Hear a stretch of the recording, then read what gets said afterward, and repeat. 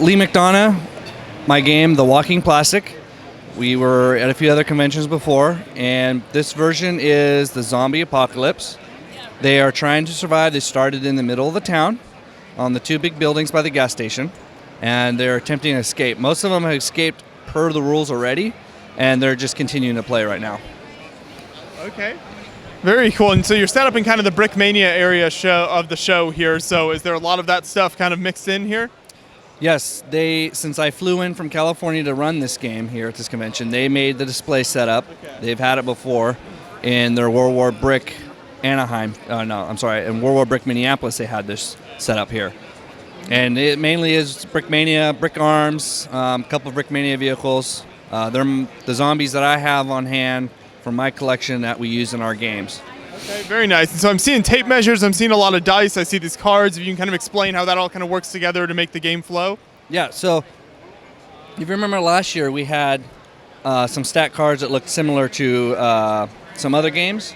And so we designed our own new stat card for our actual game now with the actual different abilities that the characters can have when they play.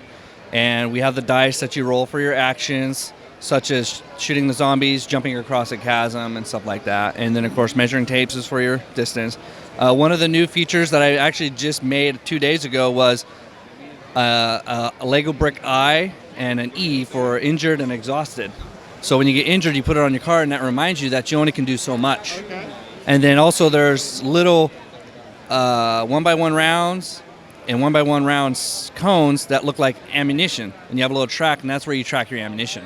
Okay. So a little more Lego built into the rules to make it, Lego and fun.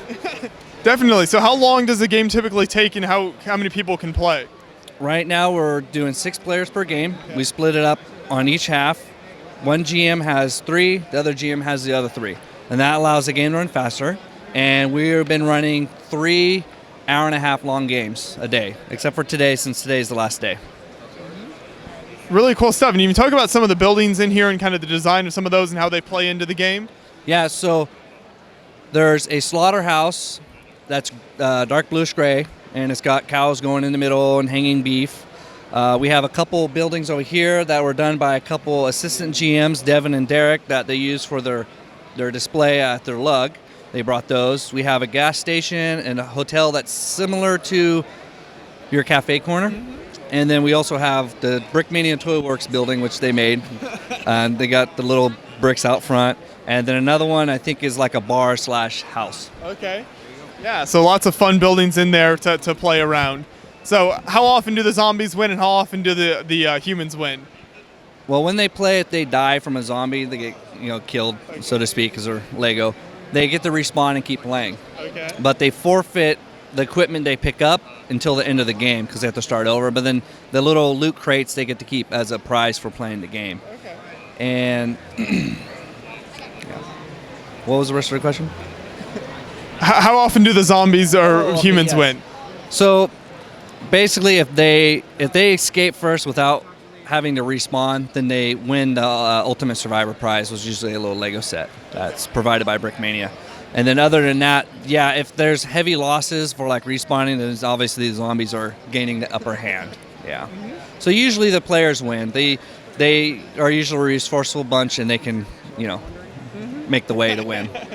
Well, very interesting. Thanks for telling us about this here. It's always cool to see people getting involved with all these Lego games at the show, so that's really neat. Thank you. Thank you. And we will be releasing a smaller rule set in the future for the game that you will be able to buy and then play at home with your own stuff. Great. We'll look forward to checking that out. Appreciate it. All right. Well, thank you, guys.